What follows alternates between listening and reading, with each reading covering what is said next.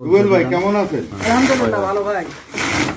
আপনার এই আদব যন্ত্র দেখে আমি কিন্তু বহু দূর থেকে আসছি। তো এইটা আপনি কিভাবে বানালেন? ভাই এটা সব জায়গায় বিদ্যুৎ নেই বা মোটর মেশিন তো অনেক ব্যয়বহুল, আর অল্প কিছুদিন চলার পরে তো মেশিনগুলো চলে না, অনেকে দেখেছেন আপনারা। আচ্ছা আর এটা তো ম্যানুয়ালি, এতে কোনো খরচই নেই। আর মেশিনটা একবার কিনলে আশা করা যায় 30-35 বছর অনায়াসে চলবে, কারণ এর ভয়ের কোনো কিছু নেই। যদি আপনি সুন্দরভাবে রং করে কিংবা মোবিল টোবিল লাগাই, এটি সব লোহা? পুরোটাই লোহা।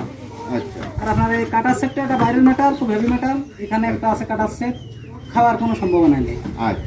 আর অনেকে ব্যবহার করে মানে জানতে চাচ্ছে যে মেশিনটা ধার দেওয়ার কেটে কি বিষয়। এই দেখেন কাটার আগে এই যে বাহ। আমরা রুবেল ভাইয়ের বাড়িতে এসেছি।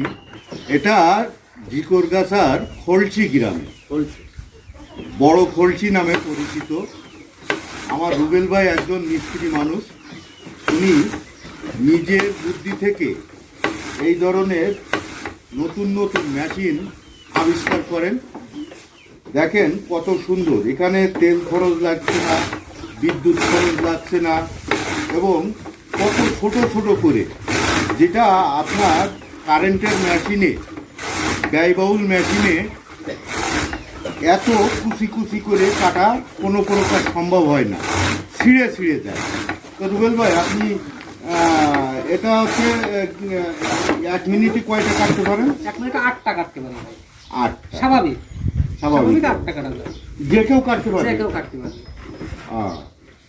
না, অধিকাংশ সময় তো আমরা দেখেছি যে বাড়ির আমাদের মা বোনরাই হচ্ছে বেশি গরু পরিচর্যা করেন এবং তারা হচ্ছে এই বিচুলি কাটার কাজটা বেশি করে। না, এটা তো আজব কোনো মেশিন না, সিম্পল, সবাই ব্যবহার করতে পারবে। এই যে বিসলেটা আগুই দেবে, এই যে লিভারটা আছে, এই যে জোরেও চাপ দেয়। জোরে চাপ দেয়, আপনি নিজে একটা চাপ দেবেন, দেখেন। হ্যাঁ, খুব সুন্দর, একেবারে সবাই পারবে, বাচ্চার থেকে শুরু করে সবাই পারবে। এবং দেখেন এপাশে সেফটি গার্ড দেওয়া আছে, দুটো লোহার পাত বসানো আছে। এই পাতে আপনার ইচ্ছা করলেও হাত কিন্তু এইভাবে ঢুকে যাবে না, এইভাবে ধরলে আপনার এই এই জায়গায় কাটতে হবে।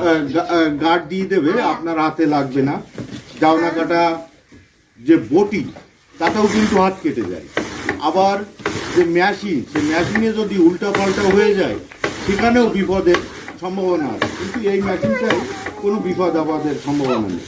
তো রুবেল ভাই আপনি এই আইডিয়াটা পেলেন কোথায়?